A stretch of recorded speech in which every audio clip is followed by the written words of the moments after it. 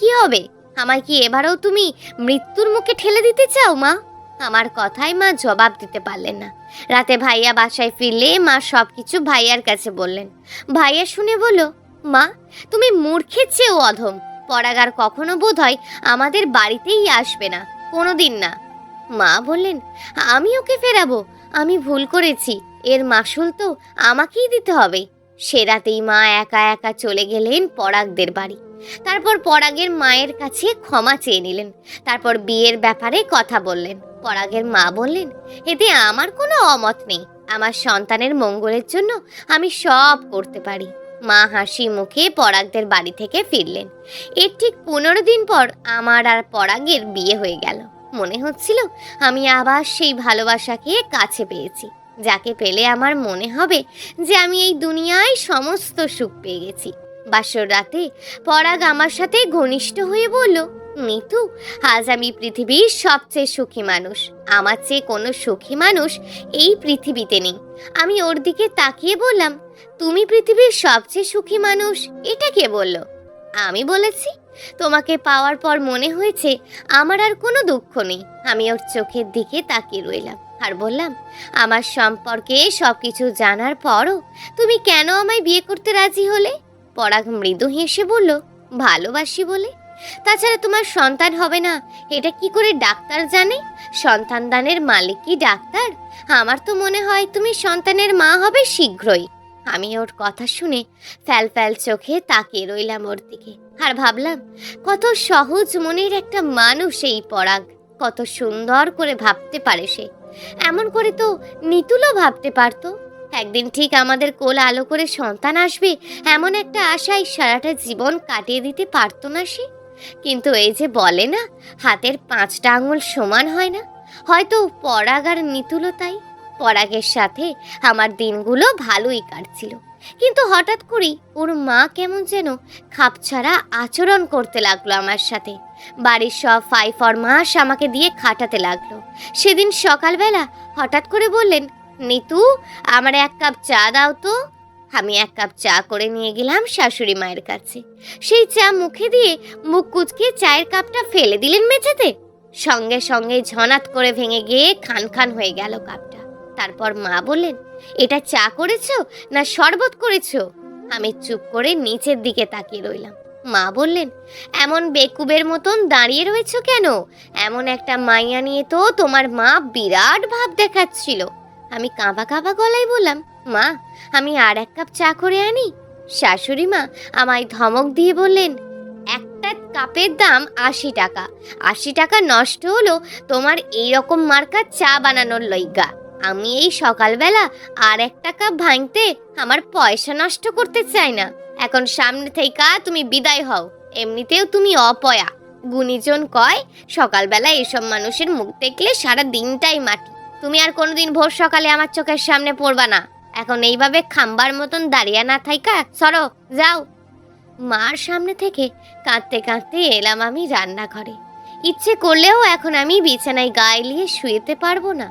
ভাত রাঁধতে হবে আমায়। পরাগ বাজার করতে গেছে, ওখান থেকে এসে সে গোসল করে সকালের খাবার খাবে, তারপর অফিসে যাবে। দেরি করা যাবে না।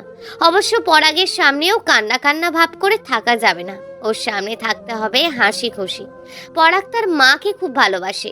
আমি চাই না তাদের মা ছেলের সম্পর্ক আমি চাই না তাদের মা ছেলের সুন্দর সম্পর্কের মধ্যে কোনো ফাটল ধরুক। তার চেয়ে আমি একটু কষ্ট করি।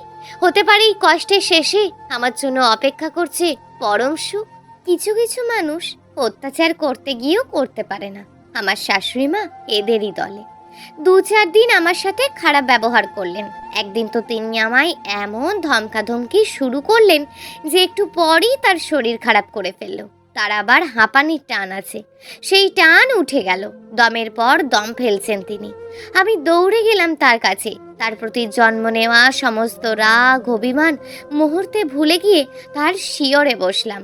তার হাতে পায়ে গলার কাছে তেল রসুন গরম করে ঘষে ঘষে লাগিয়ে দিলাম। ওষুধ এনে খাইয়ে দিলাম। এর খানিক পরই তিনি সুস্থ হয়ে উঠলেন। তারপর আমায় ডেকে বললেন, নিতু, আমি যে তোমারে অনেক পছন্দ করি এটা কি তুমি জানো?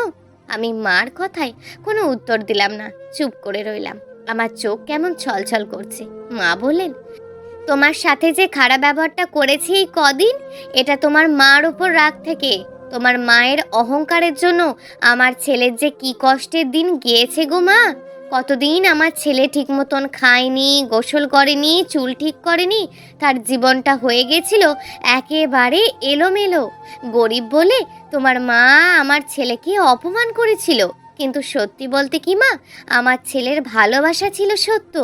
গুণীজনে বলে সত্য ভালোবাসার জয় একদিন না একদিন ঠিকই হয়। এই যে সেদিন তোমারে অপয়া বললাম, এটা আমি এমনিই বলেছি। ভেবেছিলাম তুমি এই কথা তুমি তোমার মায়ের কাছে বলবা, এতে তোমার মা রাখবে, কষ্ট পাবে। তোমার মার কষ্ট দেখতে চেয়েছিলাম আমি, কিন্তু মা তুমি হইলা জ্ঞানী মাইয়া। তোমার কষ্টের কথা তুমি কারোর কাছে বলো নাই। এই যুগে বউদের একমাত্র প্রধান কাজ হলো শাশুড়ি আর ননদের নামে সত্যকে মিথ্যা বানিয়ে কথা লাগানো, কিন্তু তুমি এই কাজেও নেই। তোমার কাছে আমি ক্ষমার দরখাস্ত করি মা, আমার খারাপ ব্যবহারের জন্য আমি দুঃখিত। তুমি আমারে নিজের মা ভেবে মাফ করে দাও এবারের মতন। মার কথাগুলো শুনে এবার আমার চোখ থেকে টপ টপ করে কয়েক ফোঁটা জল গড়িয়ে পড়ে গেল। আমি বাঁ হাতের পিঠ দিয়ে সেই জল মুছে নিয়ে বললাম, মা আমি কিচ্ছু মনে রাখিনি। মা এবার আমার হাতটা টেনে ধরলেন, তারপর বললেন, বাচ্চা কাচ্চার জন্য মন খারাপ করো না। কোনো দেশের কোন ডাক্তার বাচ্চা বলেছে যে তোমার কোনোদিন সন্তান সন্ততি হবে না? এটা হলো চরম ভুয়ো কথা। সন্তান দানের মালিক সে না, সন্তান দানের মালিক ওপরবেলা। তোমার একটা ঘটনা বলি শুনো বৌমা। আমার ছোট বোনের নাম সাজু। এই সাজুর বিয়ের 8 বছরেও সন্তান হয়নি। চেষ্টার কম করে নাই। টাকা পয়সা আছে, তার স্বামী তারে নিয়ে বিলেত আমেরিকাও গেছে। সব ডাক্তারই ব্যর্থ। সন্তান হবে না, তার স্বামী কিন্তু তারে ডিভোর্স দেয়নি। সে বলল সন্তান দানের মালিক হচ্ছে সৃষ্টিকর্তা। সন্তান হবে না, এটা আমাদের ভাগ্য। এই ভাগ্যের পরিহাস আমাদের মেনে নেওয়া লাগবে। এই জন্য তো 8 বছরের সম্পর্ক নষ্ট করে দেওয়া যাবে না। সাজুর স্বামী ধৈর্য ধরেছিল, ধৈর্যের ফলও পাওয়া গেল। তাদের বিয়ের 1 যুগ পর কথা নাই বার্তা নাই, হুট করে সংবাদ পাইলাম সাজু গর্ভবতী। এখন তো তার 3 ছেলে 4 মেয়ে। এখন বুঝছো আসল কাহিনী? ডাক্তারকে ওপরওয়ালা চিকিৎসা করার ক্ষমতা দিলেও সন্তান তৈরির ক্ষমতা দেয় নাই। তুমি ধৈর্য ধরো, ধৈর্যের ফল হয় সুফল। মার কথা শুনে আমি কি যে তৃপ্তি পেলাম। পরাগত এমন সুন্দর করেই বোঝায়, আমাকে সান্ত্বনা দেয়। আসলে পৃথিবীতে এখনো অনেক ভালো মানুষ আছে। ভালো মানুষ না থাকলে পৃথিবীটা টিকে থাকতো কিভাবে? আরো 2 বছর পরের ঘটনা। আমার শাশুড়ির শরীরটা আরো খারাপ হয়ে গিয়েছে। তিনি এখন বিছানা থেকে উঠতেই পারে না। হাঁপানি থাকে, একেবারে কাহিল করে ফেলেছে। এই সময় একদিন আমি টের পেলাম অস্বাভাবিক কিছু, কিন্তু বিষয়টা আমি গোপন রাখলাম। এর আরো 3 মাস পর মা আমায় ডেকে কাছে নিলেন, তারপর বললেন, নিতু তুমি তো ভীষণ ভেতর চাপা মানুষ গো মা। আমি অবাক হয়ে বললাম, মা হঠাৎ এমন কথা বলছেন কেন আপনি? মা বললেন, কারণ তুমি আমার চোখ ফাঁকি দেওয়ার চেষ্টা করছো, কিছু একটা লুকাচ্ছ। আমি বললাম, কি লুকাবো মা আপনার কাছে? তোমার সন্তান হবে এই কথা। আমি অবাক হয়ে বললাম, এই কথা তো আমি ছাড়া আর কেউ জানে না মা, তবে আপনি জানলেন কি করে? মা বললেন, মায়েরা অনেক কিছু জানে। তারা সন্তানের গায়ের রং দেখেই বলতে পারে সন্তানের ভেতর কোন অসুখ আর কোন সুখ চলছে এখন। আমি সঙ্গে সঙ্গে জড়ো হয়ে কেঁদে উঠলাম। কাঁদতে কাঁদতে বললাম, মা আমি বলতে সাহস পাচ্ছিলাম না।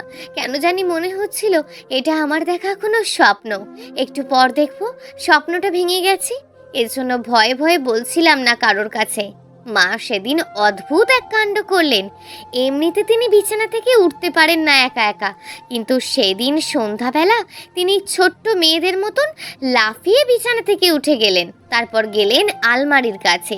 আলমারি থেকে একটা সোনার চেন নামিয়ে এনে আমার গলায় পরিয়ে দিয়ে বললেন, আমার পক্ষ থেকে এই উপহার।